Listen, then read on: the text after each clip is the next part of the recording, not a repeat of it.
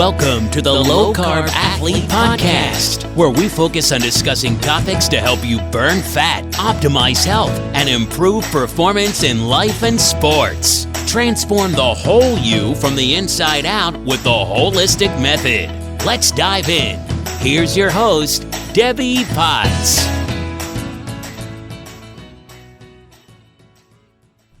Hey, since we are all about being fit and healthy from the inside out, I have been trying out Paleovalley organ capsules. Don't tell me what's in it, but just tell me all the nutritional benefits we get it from eating a nutrient-dense diet that might come in a capsule, because I'm not eating what is actually in those capsules. So if you are like me and kind of freak out, gross out about eating organ meat, then check out Paleovalley, their organ capsule. I also started adding in their vitamin C complex and their apple cider vinegar supplement that I really dig, because I'm prone to insulin resistance and I don't want to get type 2 diabetes. So I do everything I can, because I'm very carb sensitive based on my genetics and my background with adrenal exhaustion. I have easy to have headaches from certain foods and really carb sensitive, even berries. So I'm finding taking the apple cider vinegar before I eat something with any berries or something that might spike my glucose up, even though I do my best to eat real food, but sometimes foods react to me. But apple cider vinegar in water or sparkling water is something I do, or easier if you don't like the taste of apple cider vinegar complex, is from Paleovalley. They have a capsule that helps suppress your appetite, helps get rid of bloating, and much more benefits with it, with the blood sugar, weight loss, and digestion. So apple cider vinegar is pretty amazing, and I know a lot of people just don't like drinking it. So if you rather take a capsule, try Paleovalley capsule. My other favorite is their beef sticks, and my barbecue I'm hosting at our house, Casa de Potts, this fall. We get to share some Paleovalley beef sticks with everyone. And they have turkey and beef. It's fermented, so fermented is good for our microbiome.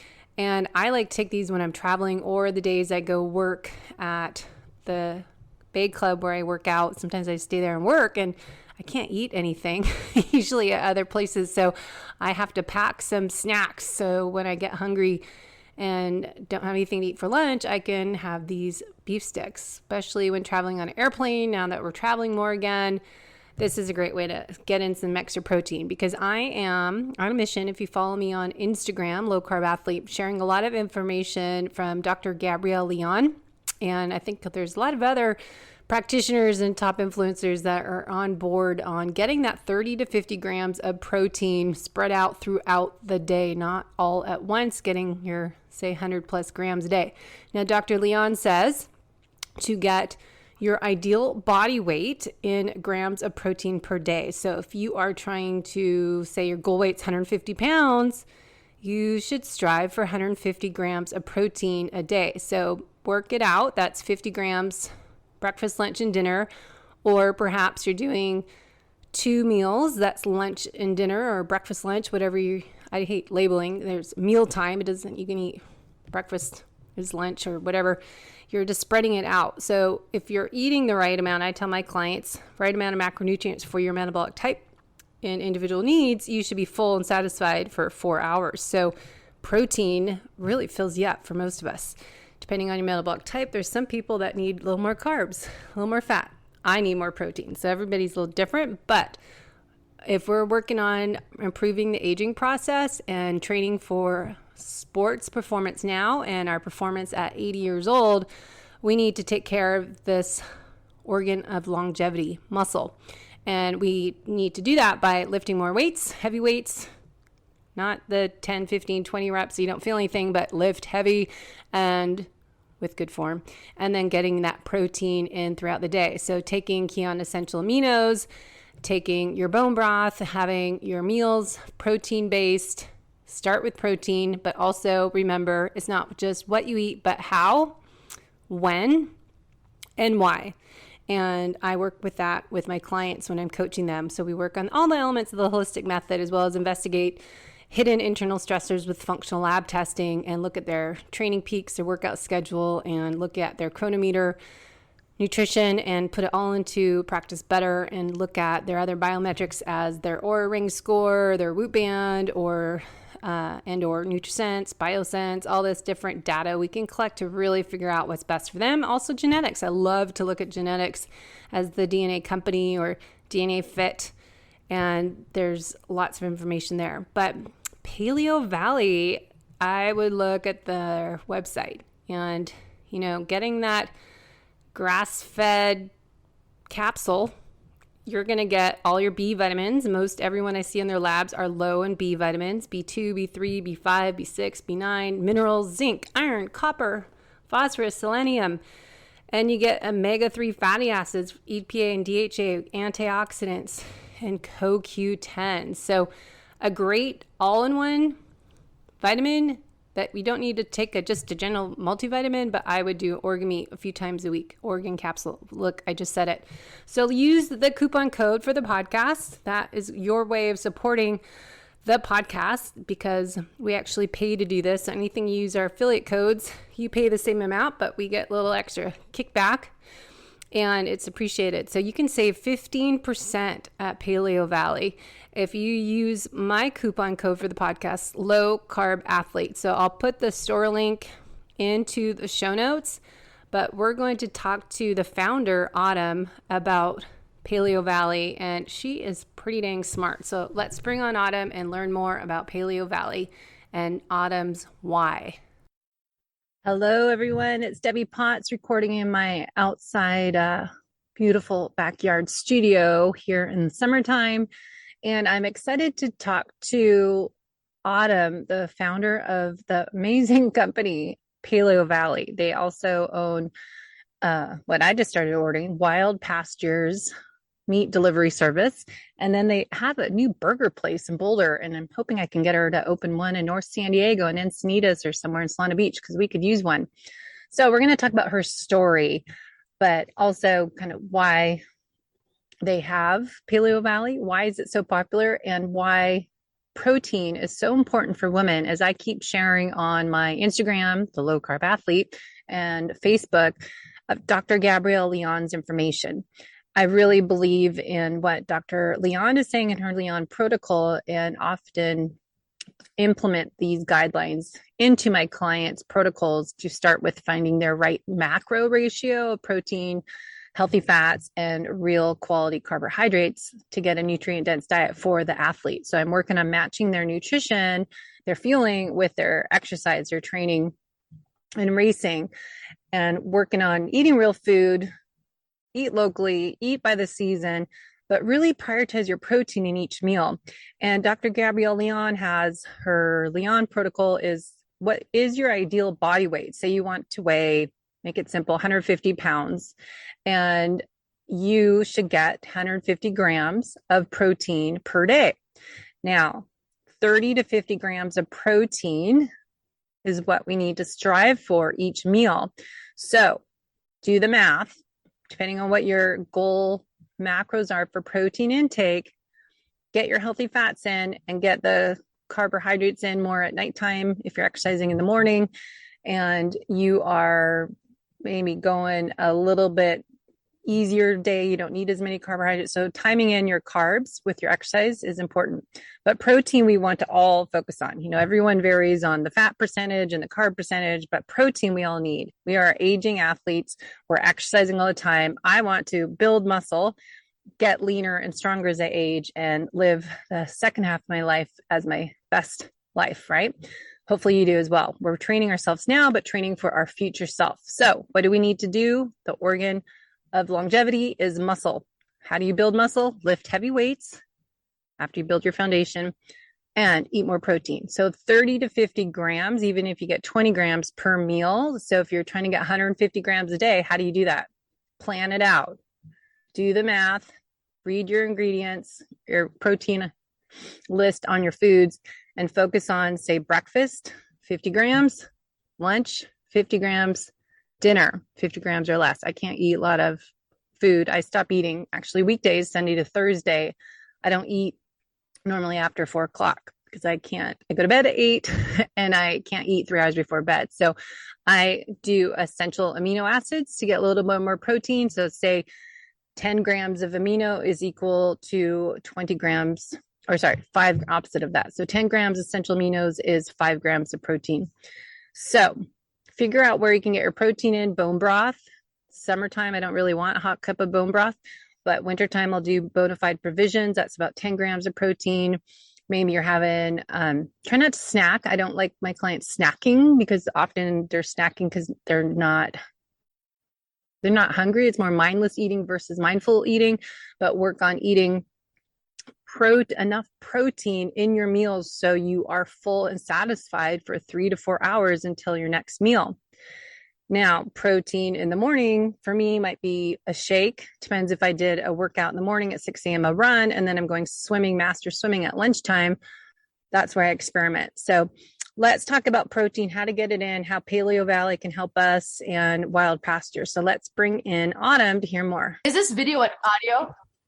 Yeah. Okay. Yeah. Hey, everyone. I've got Autumn Smith on the podcast to talk about Paleovalley and Wild Pastures and why we need to eat quality meat and all about protein, because I'm all about the aging athlete and improving our health as a future self and listening to what Dr. Gabrielle Leon's sharing in her science. And I really wanted to talk to Autumn to share her why, her purpose, and her passion and her drive, because she's got so much going on. So Autumn, thanks for coming on the Low Carb Athlete podcast.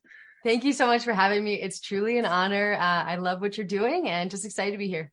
Well, thanks. I just love, we're just talking about your people. I met them at KetoCon. They were nice to include me in dinner with Sean Baker and Gabrielle Leon and Cynthia Thurlow and then me.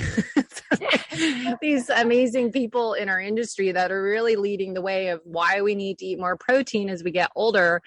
And especially for athletes, they're doing so much cardio, endurance training is so catabolic, and how important it is as we're over 40 and I'm 50 now, why we need to lift heavy weights and eat more protein and really prioritize that in our day for health and longevity. So I really love Paleovalley and the products you guys have. And we'll talk about Wild Pastures. I just got my first delivery a couple weeks ago and eating that every day and meal prepping and stuff like that. So let's start. What I always like to ask my guests first of what's your why? I mean, you're accomplished so much. So talk about kind of what's the story behind Paleovalley. Well, first of all, I have to acknowledge that it's not me accomplishing this. It's my amazing team. I just, for some reason, got a bunch of really smart and passionate people around me. But the reason I started on this path was because I was at 10, I started having digestive issues, irritable bowel syndrome. And the doctors at that time didn't know what to do with me in terms of medication, or they definitely didn't ever say diet could have anything to do with my stomach pain, which in hindsight makes zero sense. But we just did what I took Beano. Then it kind of snowballed as I got into my teenage years, and my gut problems became mental health problems, which we understand there's a connection now. At that time, again, that was something we didn't fully understand. Anxiety, depression. I got kicked out of my parents' house before I even graduated high school. I used substances to kind of calm my anxiety and numb the pain I was in. And I just kind of continued on that path. Luckily, I still had a love for dance, and I became a fitness trainer with Tracy Anderson because I don't know, I was still trying to be well, to be fit. It wasn't until my husband met me that he was like, wow, you're like, it all looks good on the outside, but you're a mess. Like, you are in pain, you have skin breakouts, you feel like a fraud when you go as a celebrity fitness trainer. And so we just decided to try dietary change, which I thought was ridiculous at the time, because I think it was in 2007, some people on the internet said that they had success. I think it was Mark Sisson and Lauren Cordain, Rob Wolf maybe. And it was really a transformational experience. Even within 30 days, all my digestive symptoms went away. And then over the course of the next year, my mental health changed so dramatically that I thought, you know what? I love Tracy Anderson. I love fitness, but I have to understand what just happened to me. And so I went back and got my master's. I'm getting my doctorate, almost done right now. Wow. Just so that I could could understand how not only to be fit, but how to be well. And then we went into physical products because we thought, people need the tools, the not highly processed food tools to have a whole foods diet and live a life that is both busy and healthful. And so that's why we went. And Wild Pastures came after my son, because we had all these relationships with farmers and ranchers who were telling us that the way you raise animals makes all the difference. You can destroy the environment with animals, or you can rehabilitate and restore it. So, and Wild Pastures came to be a meat delivery service so that we could get people the kind of meat that would nourish them and restore the planet for a price they can actually afford, because we knew in order to transform our current system, which I think has a lot of issues, we needed people to be able to buy in if they wanted everybody to buy in. And so that's how we got here. Well, it's kind of similar but different. My story is an endurance athlete, doing Ironmans and a lot of racing, but I ran my own business and just burnt myself out and created metabolic chaos from the inside out. But it was always what I say now is being fit and healthy from the inside out. Like, I might have looked super lean and strong. I was top in, 11th in my age group in Ironman Hawaii 2012, and then 2013. That, like 6 months later, I was 30 pounds heavier. I had total chaos in my body. Every lab test I can get from naturopaths, it was like, parasites, pathogens, all of it going on. And it's like, that's what my purpose is today, is to help athletes be fit and healthy from the inside out. And what I call the holistic method, we have to coach people on, investigating what's actually going on inside with hidden internal chronic sources of stress with functional lab testing that doctors do not do at all and don't even agree with. No. And then, I call the holistic method. I work on nutrition, exercise, sleep, stress management, movement throughout the day, mobility, hydration, gut health, digestion, and happiness, gratitude, play, laughter, oxytocin. And I think that's so important for driven, ambitious athlete or not. If we are that type A, AAA driven, high charging individual, we're going to throw ourselves under the bus and run ourselves out of energy because we just go, go, go. And we have that addicted to busyness and more is better philosophy. So it doesn't matter what type of athlete you are or what your stresses are externally, you can contribute to that beaker of stress. Keep filling it up until there's way too much and you have this overflow. So it sounds like, you understand that what happens and how we don't really understand, why do I have that gut issue? Or, people think diarrhea every day is normal or constipation is normal. It's like, no, there's reasons. So absolutely. Yeah. And I think that's so interesting because I track my HRV. I'm not wearing my Aura right now, but by far the most impactful intervention I have is spending time with the people I love the most. It's funny. I tweak my diet, my sleep and everything. And when it goes up, 20, 15 points, it's always because I had a really nice weekend with social time. Yeah. Well, that's why I call, moving from Seattle to here, my stress was the way I was, my business, personal training and coaching people and owning a business for 10 years. It's just that go 5 a.m. till 7 p.m. And, I had to move to North San Diego I'm on the computer more. I'm not, training people in person all day long, but I'm outside, I'm in the sunshine, I walk on the beach. I'm just so much more laid back and relaxed and happier person. Now that I changed my whole life. So I think we have to sometimes push pause and reset, reboot our own selves and practice what we preach to get better. So let's talk about protein, because as I said in my intro, Dr. Gabrielle Leon and other people, it was all eat fat, keto. But now finally the pendulum's going, okay, don't forget about protein over here. And what's the organ and longevity? What happens as we get older? Protein and quality of protein, and not just getting, In-N-Out burgers and all the other stuff you can get at the store. But I think, where do you think kind of the curve went from everyone talking keto to eating more protein? Did you kind of see anything there as you went into more protein? And I don't know if you're like, I hate putting labels, eat real food is what I say, but keto, carnivore, paleo, whatever it is, it's eat real food that's nutrient dense. And most of that happens to be from meat. Yeah. Well, yeah, and it's funny because I don't ascribe to any one camp. I've tried keto, tried carnivore, but I am whole food. I'm an omnivore. I like having both plants and animals, but yeah, I think it is becoming ever more clear. It's funny timing, right? Because we have these mainstream messages that are saying meat's dangerous and it's killing us and saturated fat it contains and on and on. But at the same time, there's this burgeoning appreciation for protein because muscle is the organ of longevity, just like Dr. Gabrielle Lyon teaches us. And when we have more protein in our diet, we aren't as hungry. We can eat fewer calories. We are building lean muscle mass. We actually prevent weight gain after weight loss. I mean, in our neurotransmitters, our brain. I think this was a huge piece of my puzzle is I was under eating protein. It was just never something that I was drawn towards. I believe in hindsight, probably because I had low levels of stomach acid and it was uncomfortable for me to digest. But again, we don't want to just get rid of the protein. We want to fix the digestion, right? Exactly. And I think that without those precursors, the amino acids to our neurotransmitters, my mental health suffered. So I think that protein is, I don't know, it's my favorite macronutrient, which is super nerdy. And you don't really see people demonize it, except for in the longevity space, which I think that research has some limitations. But we know that there's this protein leverage hypothesis. Have you heard it? Have you talked about it on the show? No, not yet. I don't think so. Okay, cool. So Rob Wolf put this on my radar, but there were definitely two other researchers who came up with this hypothesis that we are, in fact, looking for amino acids when we're eating.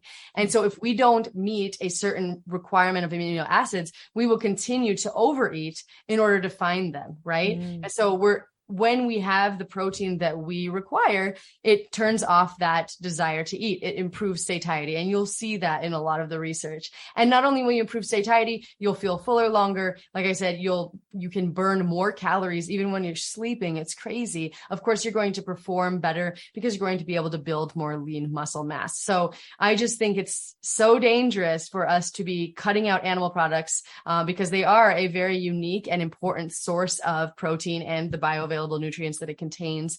And so, yeah, I'm on this mission to help people find the nuance. I was at my doctor the other day and it was the first time I had gone to her and she found out I was in nutrition and she said, "Oh, you eat meat?" And I said, "Yeah, I do. And I think we should. And I think it's really hard to get all the nutrients you need when you don't." And she said, "Wow, that's a refreshing perspective from someone who studies nutrition," which I was just, I don't know. It speaks to how much misinformation there is around this topic. But yes, I think protein is kind of having a moment, and it should. The number one thing I see, and I work with mostly women, is they undereat protein. They're not even hitting 100 grams of protein in a day. And I say, if you're not at 100, and especially if you're an athlete, you need to bump that up. 100 grams of protein. Well, that's what I was saying in the intro. What Dr. Gabrielle Lyon says is your goal body weight, and say it's 120 pounds, you need 100 grams of protein a day. And then what I do for my clients, like, okay, what's your goal body weight? Let's break that up. And then, all right, how are you going to get that? If it's 30 to 50 grams of protein a day, people can't. And they're like, "Oh, I can't eat that much." I'm like, yeah, that's a point. You can't overeat protein. You're so full and satisfied. So breaking it up, maybe 20, 30 grams is better for some people that are smaller, and be able to digest it though. Because going back to what you said before is a huge thing as a nutritional therapy practitioner and I'm an FDN practitioner where I do the functional lab testing. Is more a health investigator figuring out what's your why. Like so important, protein to amino acids to neurotransmitters, and people don't understand it starts up north, how we are in that parasympathetic state when we're eating to be able to digest and not, multitasking 10 things and chewing really fast and, not even digesting your food properly. But like you pointed out, stomach acidity needs to be 1.5-ish to 3, right? So we need that acidic environment for that protein to break down into those amino acids in our small intestine. So I think that's a big part when people start eating all this meat, is also how are you eating? How are your digestion processes so you can get that? And it's so important to look at, what you're eating, how, when, and why. But, the protein, dividing it up, my point was, how do you get that in during the day? Because it's really hard for people like, "Oh, I have one egg and, half avocado." I'm like, okay, I know people that eat 8 eggs or something, and then I was doing turkey Swiss cheese slices the other day, and it's like, okay, 10 grams for 2 slices. Well, if I'm trying to get 40 grams of protein, I got to eat a lot of slices. So how do you find people when you're working with clients or with Paleovalley Wild Pastures, how to get that protein in a day and how much to break it up, and talk a little bit on that part, because I think that's confusing for people to figure out, how do I get that much protein in? Oh, totally. I love this question. And for me, I usually I try and get 30 grams of protein at a meal.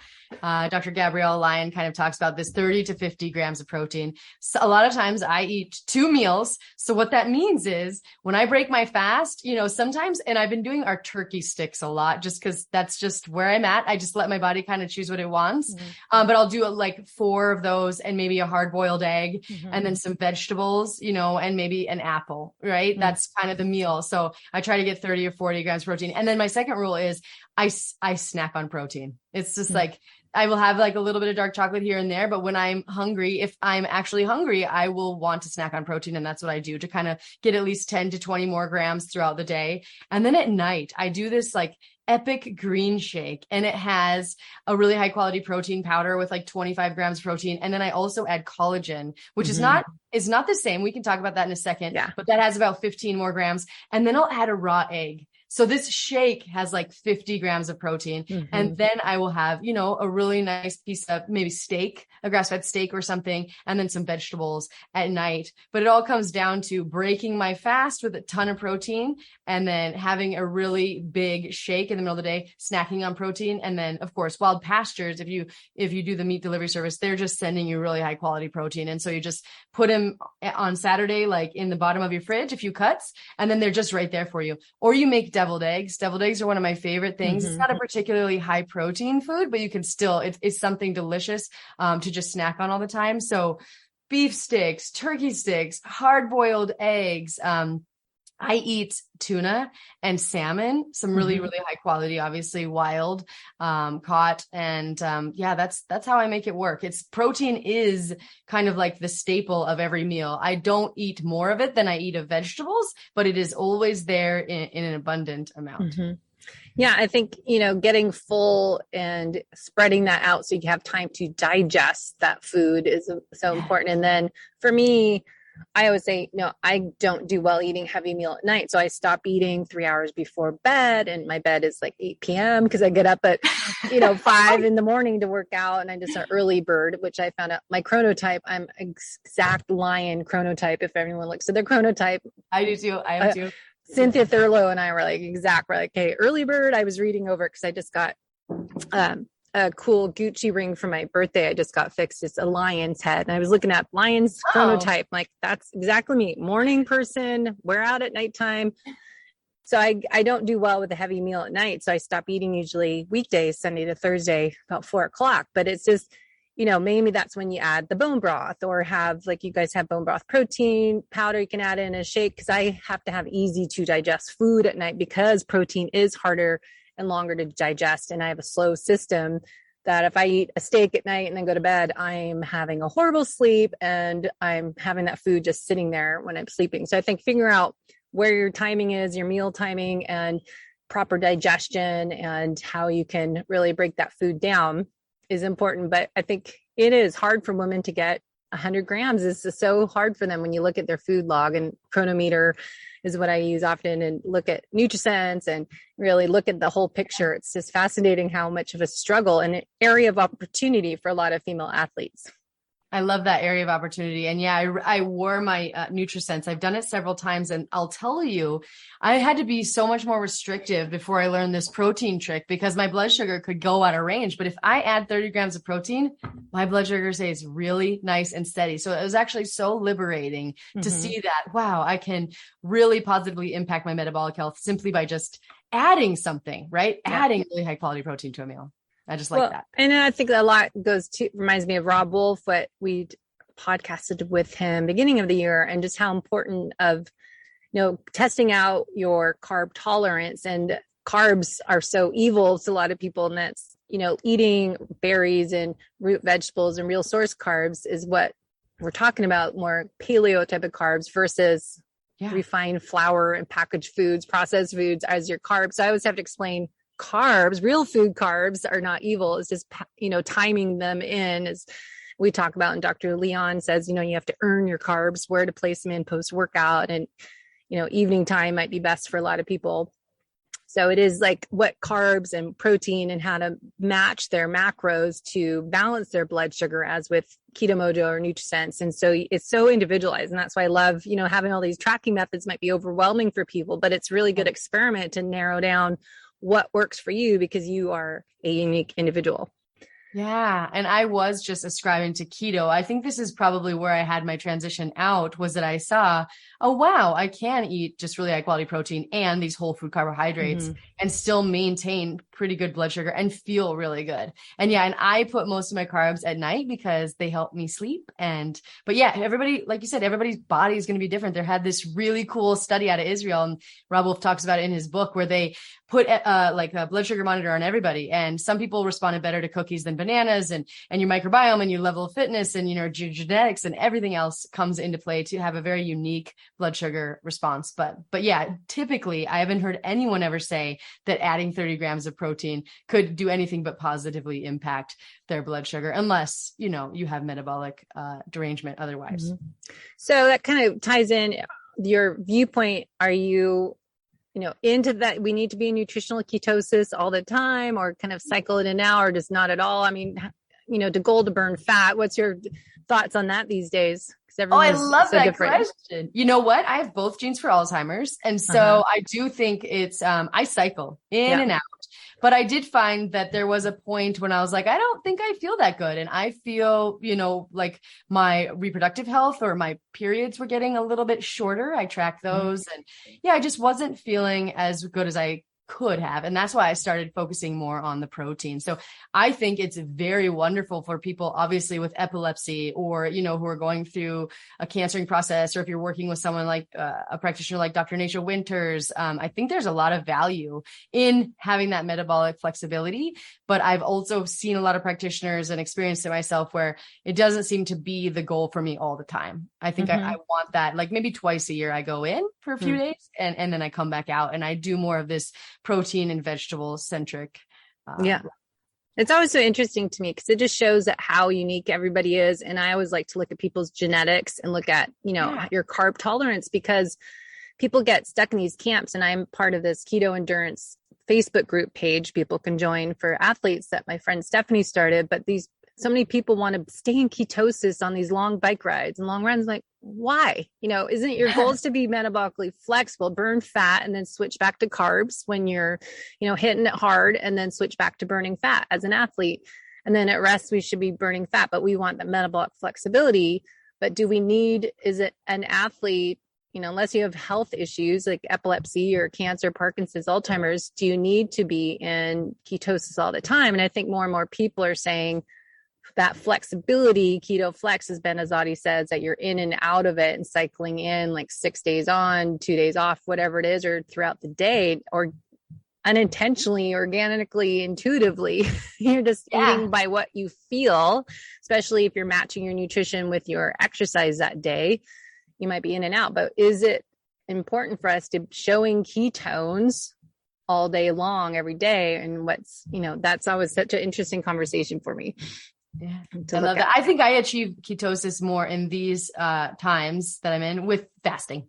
So that's an intentional, ketosis, just fast. And I think Rob Wolf, I always love what he was saying is like, looking at longevity and looking at lifting weights and fasting and eating real food, that you don't need to do these prolonged fasts as you do if you get a lot of the benefits of growth hormone, and just go work out appropriately and don't eat before bed and all that. So anyways, I wanted to kind of talk more about, so many people, as you said, meat is bad. And, a lot of people is like plants and meat's bad. And then I get people that their doctor says their kidney levels, their GFR is low, that they can't have meat. What have you learned, and what are you finding out being in more of that, Paleovalley, Wild Pastures, eating grass-fed quality meat? What is your viewpoint on what is appropriate and what's kind of your argument towards, animal-based versus plant-based? Oh gosh. I think for me, I just think that we need both. I think that's how we've evolved. And of course, if you look historically, people in different regions ate more plants right near the equator, and people in, the Arctic and the Inuit, they're eating more animal source foods. But I do think for me, an ideal diet includes both. I think that there can be a period of time where you do vegan for a little bit and a period of time where you go completely carnivore. And I know people with levels of gut dysfunction, autoimmune illness, sometimes they benefit from a more carnivore approach. But for me, I think we need to meet in the middle and try and have the gut health that allows us to eat both, and that they both provide nutrients that the other does not, right? Dr. Van Vliet did an analysis of like a grass-fed burger and a plant-based burger, for instance. And what he found was, when you use this metabolomics analysis, that I think 90% of the metabolites within the food are different, right? And I think, you're going to have taurine and anserine and carnosine and carnitine and vitamin D3 and heme iron and nutrients in that burger that you can't get elsewhere. And then the same thing applies to the plants, right? You're going to get vitamin C and a lot of phytonutrients that typically you're not going to get from the meat. And so, if we can just combine them, then we can, I think, increase our chances of getting all the nutrients that we need in a very bioavailable form, because we didn't even mention that. But a lot of the times when you have nutrients in plants, they can have anti-nutrients attached to them. Their bioavailability is lower. Their protein digestibility is lower. And so again, I just, for me, it's a both. It's mixed. So I know you guys, Paleo Valley has green. So many people are against plants because of the anti-nutrients that are more of a carnivore base, like keto carnivore, strict carnivore, and carnivore healing your gut. And that again goes back to cycling it out. Like I have a client that his friend's doing carnivore and lost weight, so he's doing it. I'm like, yeah, it's great, but shouldn't you cycle it in now? Is it good, long term? And tying in what you said before, look at your ancestry background. Like I'm Northern European. What did my ancestors eat? And I love looking at that when you're personalizing nutrition program for clients. But what about, plants? And people are scared, the lectins and oxalate phytates. That's like, all right, there's no vegetables. If I talk to Sean Baker, there's or Paul Saladino, there's no vegetables that are good for us. They're all shit. And we shouldn't eat any of them, but we can have berries, and then you can have meat. So what's your kind of take of the anti-nutrients part of vegetables, that is better to have just like a Paleo Valley type of green, super green powder, or certain vegetables that are okay to eat, then you say not to eat? What's your thought on which type of vegetables are not evil? I love that question because, I love Sean Baker, and I love people doing what they need to do to feel their best and sharing that, right? For me, the goal is, I think the anti-nutrients are a concern, especially when you're going to try and get all of your nutrients from plants. Okay, then we need to really worry about it, because you don't have the animal products that are going to come up and provide those in a much more bioavailable form. But in terms of no one should eat them ever, I think I raise question with that. I mean, we see in so many trials the benefits of fruits and vegetables consistently, right? And I think that, like you said, there's a lot of reasons that we have gut dysfunction today, right? And if you do have a level of gut dysfunction, certain plants, lectins in particular, wheat, foods like that, are going to be very problematic for you. And I think when it comes to like gluten or wheat or grains, that it might not be a good way to go for most people, maybe in moderation. But when it comes to, tomatoes or, an eggplant and nightshades, if you have arthritis or pain issues, inflammation, maybe that's a food group that you should take a look at. But I think if you don't, then trying to have the widest variety in your diet possible is, I think, best case scenario. And then rehabilitating the gut, just like you do. I'm an FDN practitioner too. And you have to look at all the various things, like how are your enzyme levels? How is your hydrochloric acid? Do you have dysbiosis? I mean, then look at kind of figuring out what are your weak links and fixing them. But that being said, our greens powder was created around the basis of getting wheatgrass out of the greens powder, because wheatgrass can contain a lectin called wheat germ agglutinin, which some people believe is as dangerous as gluten. And it definitely, I had wheatgrass the other day just because I was testing something for my CGM, and it destroyed my gut. And if you see these greens powders on Amazon, you will see a large percentage of the people in the comments and leaving reviews do notice that they have a level of gut dysfunction afterwards, because it's a lectin and it attaches to carbohydrates, and it can kind of create gut dysfunction and get in the way of vitamin D activation and things like that. So we created one with spirulina instead. And so spirulina, and then just 23 fruits and vegetables in a powdered form, in a very digestible form. And so, yeah, if you're someone for whom raw fruits and vegetables, or wheatgrass is a problem. Yeah, our greens powder is a really nice way to add stuff. And also then maybe cooked vegetables, soups and stews and broths, and, adding vegetables in that way is a second kind of phase. And sometimes, applesauce, just things that are more broken down. But I believe people who say they can't have vegetables and that it bothers their system and that they're benefiting. And then I think there's also people who can do both. And I think ideally we could, we would have both plants and animal foods. That's just my personal opinion. Yeah. No, that's how I found out about the Paleovalley Superfoods greens, because I know I did my Vibrant Wellness Zoomer panel and I cannot do wheat.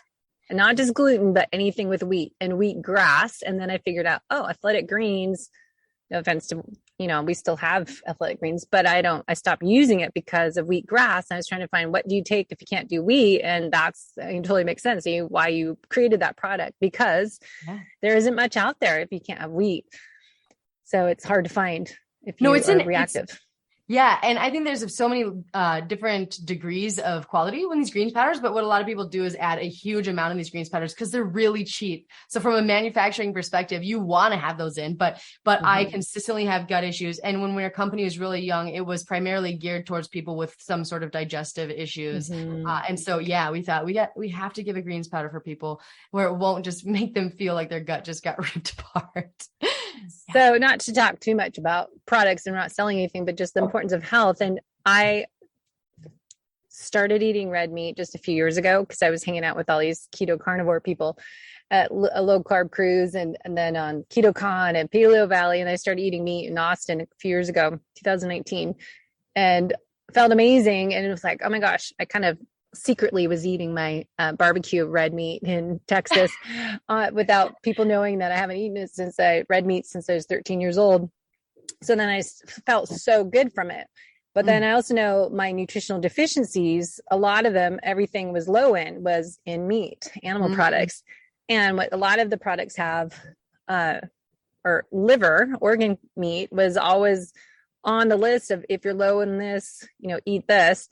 And liver was always on the list. I'm like, I'm not eating, I'm just started eating meat. I'm kind of animal phobic eating raw meat. And then to me, the organ capsules that you guys have is what I started using, because I'm not going to eat liver. I'm not going to eat all the different organ meats. And I've tried different ones. And this has, again, I'm not selling your products, but it's so amazing how doesn't taste like, I don't even, I'm just taking a vitamin pill. I say to people, it's like, does not feel like you're eating a bunch of whatever's in there. I don't even want to know. Just, I trust what you're doing and making, just, cross off what's in there and just tell me the vitamin and mineral list and not say the ingredients, and look at the nutrient profile instead and take those a few days a week, because it's so amazing how much nutrition you get from eating organ meat. Yeah, it's funny because the number one worldwide nutrient deficiency is iron. And in the 1930s, three actual scientists got a Nobel Peace Prize for the discovery that liver could cure anemia. And so I know a lot of times today you do iron supplementation and various other things, but I found really good results in myself and my son and other people I've worked with when just increasing the amount of liver. But you're right. It's pretty gross. I tried every way to cook it I could possibly imagine when I was pregnant, because I knew how nutrient dense they were. I couldn't make it happen. So we got grass-fed liver, heart, and kidney and put them in capsules. So anyone who wanted to benefit from organ meats could, just they didn't have to taste them, and they didn't have like liver burps. It's not weird at all. But there was a really cool piece of research that just came out. Have you ever heard? Do you know Dr. Ty Beal? No.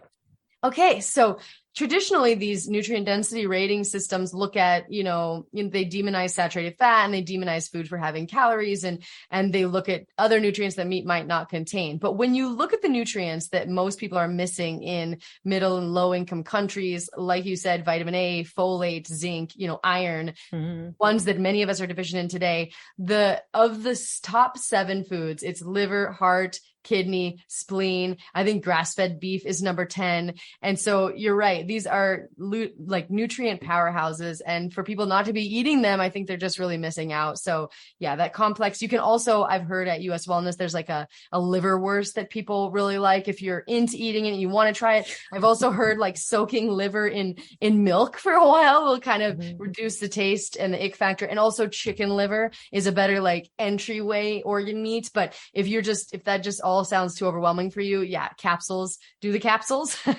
Just make sure they're from really high quality animals and like our organ complex. Well, that's why I think people don't understand the importance of quality meat and how much you need to pay attention to that when you're doing organ meat. I mean, that's just awful for you, I'm sure, if you have like eating organ meat from something that's totally toxic.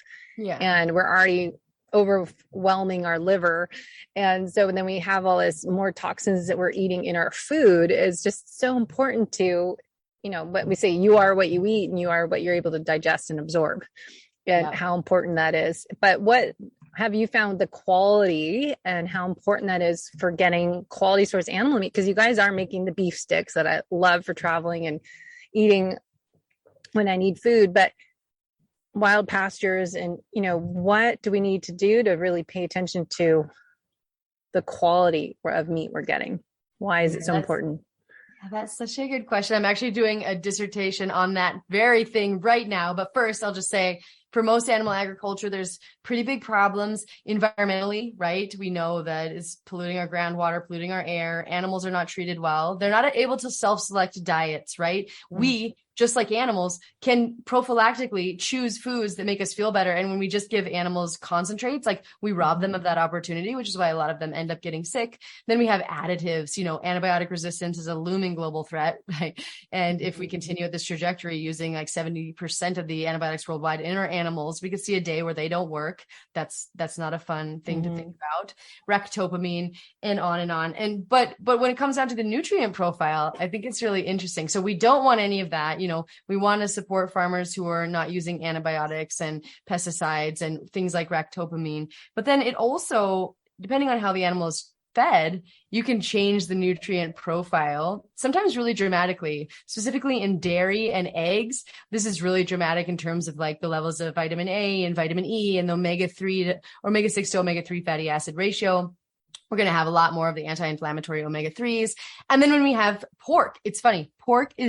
Conventional pork is a highly inflammatory fatty acid ratio with a 35-1. So we want about a 4-1 ratio and below. So when you're eating conventional pork, know that is very high on the omega-6 to omega-3 ratio. But one of our farmers actually did an experiment where he did 50% grass and then 100% grass and then no grass. And he was able to take the ratio down to like a 5-1 when it was just fed grass. I know, that's so dramatic. Yeah. And then my dissertation's been on beef. So this is just a big topic with a lot of nuance, right? It depends on where the animal's raised, the soil conditions, the cut of meat, the genetic breed, and on and on.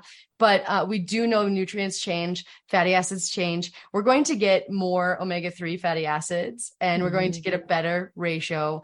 Some researchers also shown we're going to have more antioxidants like glutathione. There's also longer chain saturated fatty acids. These are really interesting. A lot of people have probably heard stearic acid is kind of the neutral, like cholesterol not raising fatty acid that's higher in grass-fed beef. But then there's also these longer chain fatty acids that actually reduce cholesterol and seem to be protective. And these increase with the more grass that they're fed. And then we have secondary compounds. I'm so excited about Dr. Provenz's work and Dr. Van Vliet. So all of these phytonutrients that we typically associate with plant foods, when animals are fed grass, diverse forages, those nutrient levels increase and sometimes can rival those found in plant foods. So the last piece of the puzzle, though, is like, if these nutrients are in higher quantities, does that appreciably affect human health? And there's been trials that suggest it does, maybe in terms of lower inflammation and triglyceride levels. But Dr. Van Vliet is actually conducting a trial this fall to look at if you eat a grass-fed burger or a conventionally raised burger or a plant-based burger, does that impact your inflammatory levels after the meal? And so there was one trial done on Australia that looked at wild kangaroo meat versus confined animal feeding operation meat. And when you ate the meat from confined animal feeding operations, you had more inflammation, but it's not a cow to cow comparison. So this will be the next step in really delineating how much it matters. But for me, I think it makes a huge difference. And also in the metabolic health of the animals, you see things like mitochondrial dysfunction, insulin resistance, and lots more stress in these animals when they're not fed a diet of diverse forages and things. So for us, we source from all regenerative farmers here in America. A lot of meat services, grass-fed, they fly it in from New Zealand, which is, I understand why. But I think we're robbing America of the opportunity to restore our soil and to give Americans jobs. And so we only source from American regenerative farmers who are using animals in a way that restores the environment, sequesters carbon, builds topsoil, restores water holding capacity, and all of those things. Yeah, I always wonder why everything comes from New Zealand. It's like, why? They have a lot of land there that's beautiful and pristine, but is ours just so toxic we can't do quality farming? It's just so damaged. It's because, it's been more popular over there. New Zealand has had this infrastructure in place. And in America, around the 1950s, we kind of took off on this direction to increase the efficiency of animal. And I think there was great intentions there, but we just didn't have the incentivization for our farmers. And that's what we're trying to do now is like, no, people really care about grass-fed meat and the environmental footprint. So is that more what regenerative farming is all about?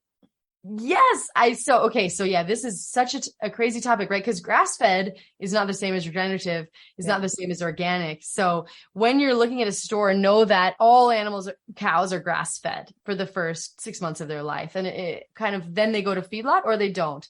And when grass-fed is not regulated, so they can, in fact, be finished on grain, right? You can look for the American Grass-Fed Association label. They're going to come in and actually verify, I think it's every 15 months, that people are adhering to this grass-only type practice. And then you have organic, and that can mean they're fed organic grain. That can also mean they spend a portion of their lives in confinement. So depending on your values and what matters to you, that's different.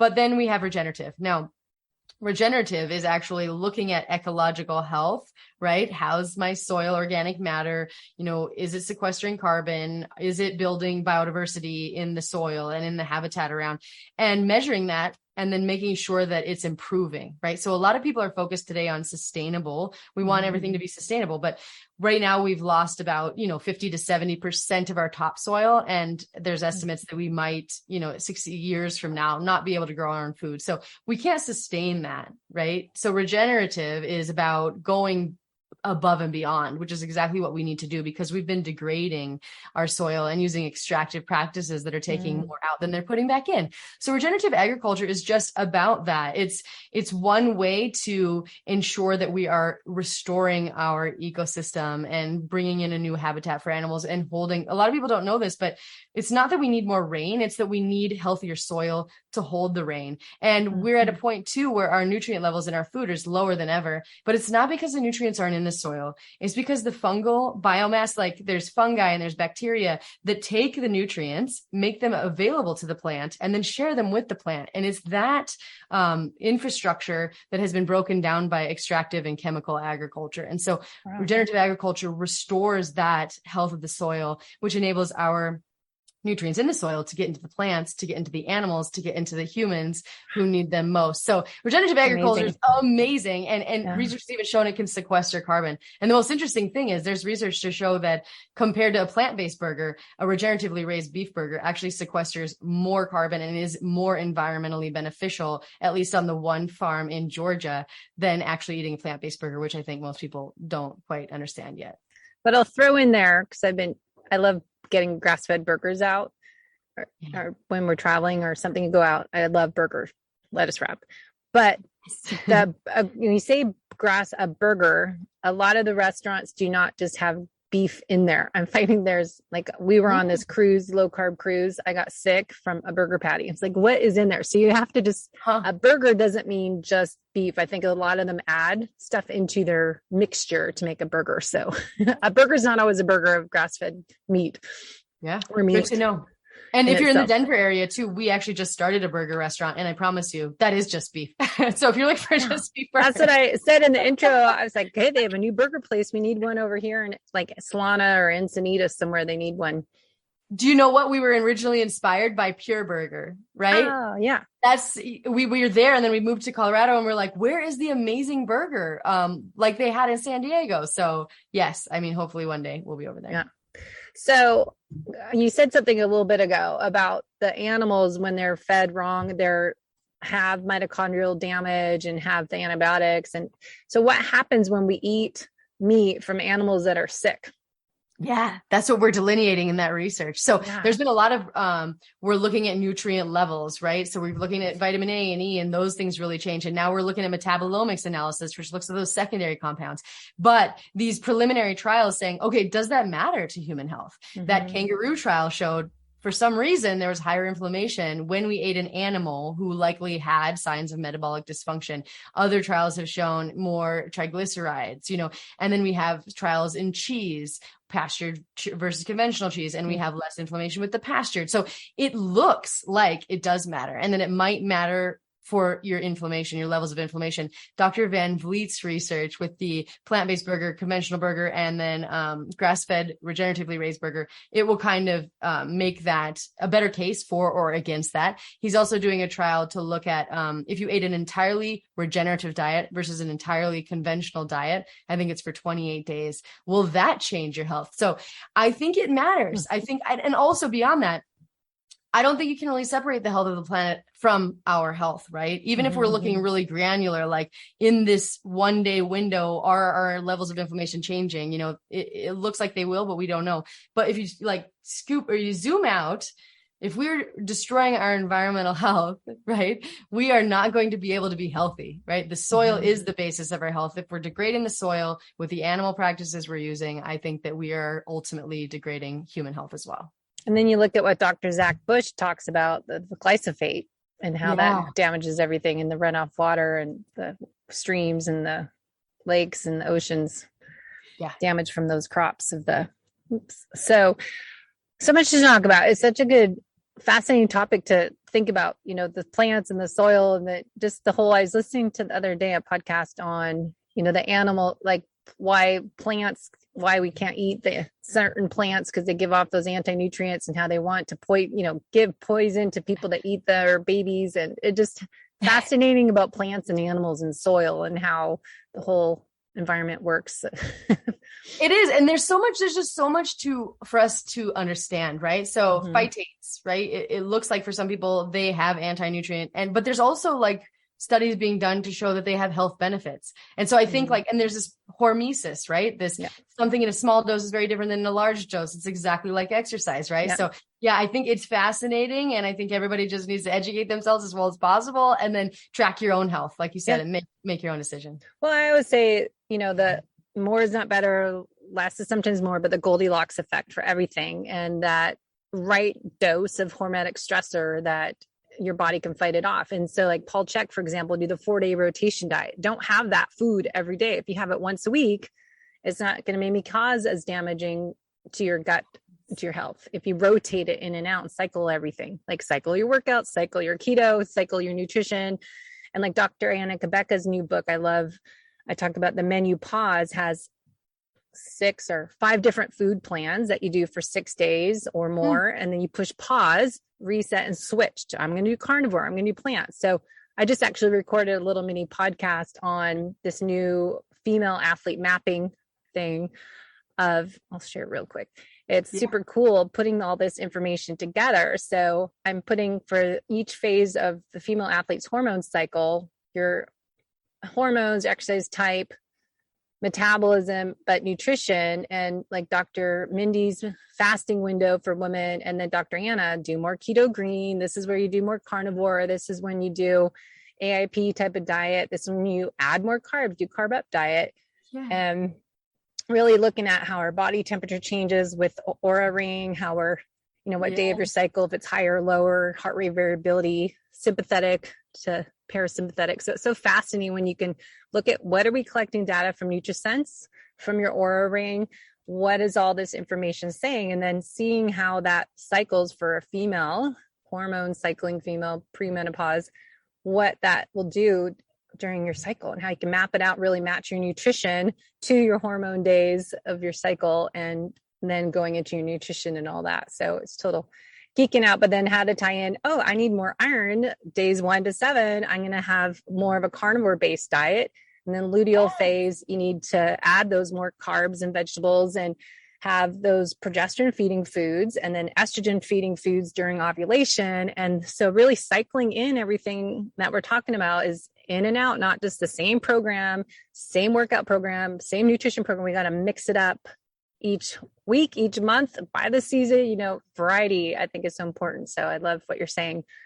I'm sharing. I love that program. That looks amazing. Yeah. I'm trying to create it on Training Peaks, but we write workouts for clients, for athletes, but then put that in there. And so then I can map their workouts, when to hit heavier weights, when to do more endurance training, when to do what Dr. Mindy says, a nurture phase, like days 25 till your cycle begins again, doing more yoga, restorative exercise, and then how to pair that with nutrition. And I think that's so important that for females, especially, we just don't want to eat the same every 30 days. We really need to vary it. So I think, looking at tying in Paleovalley, Wild Pastures, for example, of what to eat, when and why and how, is really important to map that with your exercise, but match it with your hormones is so amazing how you can really do that.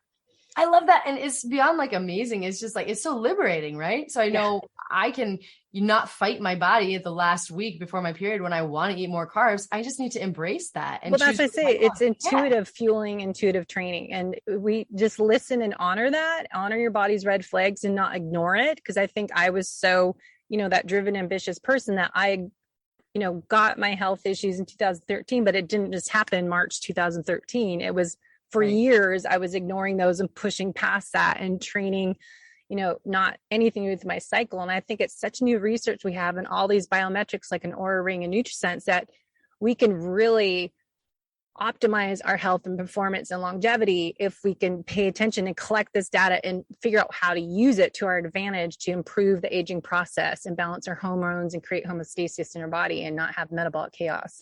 Agreed. Cool. It's really exciting to me too. And that's, I don't know, I'm just really glad we connected. Yeah. Well, thank you so much. I have a discount we'll put in the show notes for the Wild Pastures. Is growing a lot. My delivery man said they're having even more than one delivery guy in San Diego. So you guys do you know what states you are in or where that's available?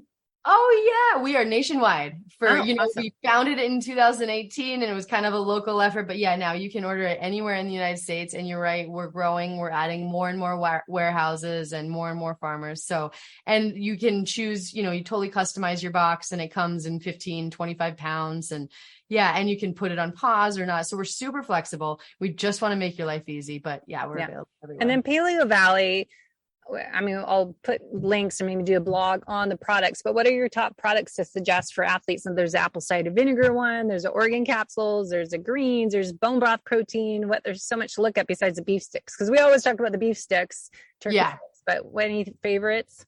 Yeah, obviously the beef sticks, they are our number one seller out. I've never seen that, but and then we are coming out with a whey protein for people who are able to tolerate that. We have a really high quality collagen protein. I didn't mention it before, but organ meats are not only nutrient dense, but they've shown this anti-fatigue factor in animal trials where animals who eat organ meats, they just keep swimming, and some of them had to be taken out at the end of the trial because they had this vigor. So I just think organ meats are very, very important.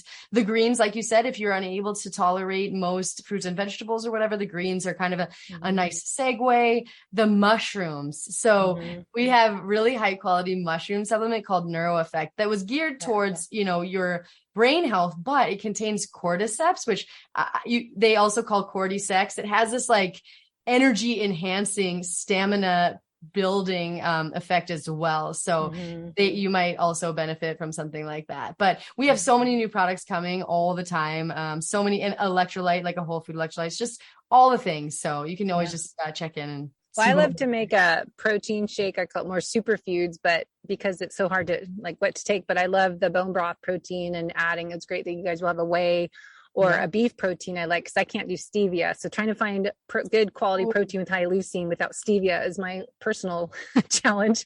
Yeah. But you know how to put that in, and then add a half a frozen avocado and add the mushroom adaptogens and add some maca and ashwagandha, and just have all this to help heal and recover from workouts, but just daily stress we all have, and help our gut health, like colostrum and glutamine, and just have it all in. So it's nice to have good quality ingredients.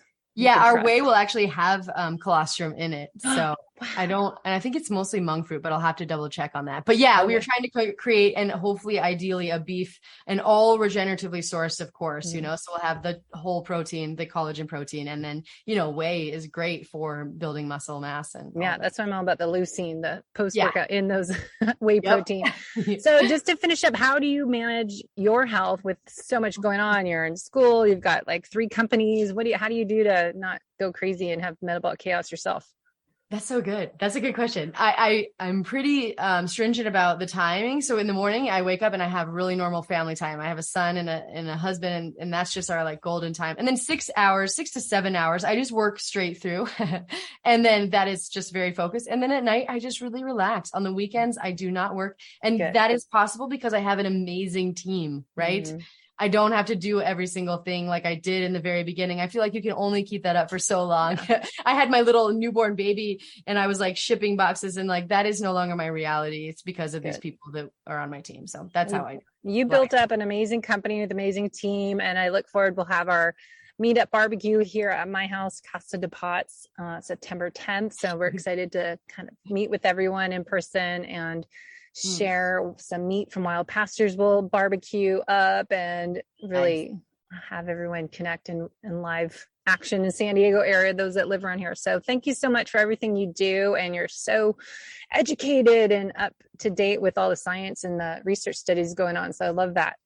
Yeah. And can I just say one thing about like, if anyone cooks a steak, or if you cook the steaks? No, my husband does all the cooking. I just Well, my husband has perfected this like little steak. It is so easy. It's just you take garlic powder or onion powder, and then paprika, and then an Italian seasoning. You kind of just cover both the front and the back, and then little sea salt. And then it's just like 2.5 to 3 minutes on each side. It's so delicious. I have to share that. That's good. Yeah. It's just the magic trick how to cook a good steak is to get the right seasoning on it. Or I like the Trader Joe's has a bagel everything seasoning. Oh, amazing. That really goes well. And then put some garlic and onion, and then, you know, add some nice olive oil ghee I like on the steak with some sea salt. Yes. So good. So yeah, it's my new favorite food is steak after not having it for most of my life. Now it's like I could do it every day. Isn't that amazing? I know I hated red meat, and I see it in my HRV too. When I have a really great steak, my HRV is high and I feel very satiated. It's interesting. I did have steak yesterday and my HRV was back up, but that's check it out to collect that data too. So, all right. Thanks so much, Autumn, for your time. I'll let you go back to your busy day. Thank you for sharing your story. Thank you so much for having me. Thanks for listening to the Low Carb Athlete Podcast. If you have any questions, feedback, or topic suggestions, let us know on Facebook or at debbiepotts.net. You can help us to continue to grow by leaving a review on iTunes. Thanks again, and we'll see you next time.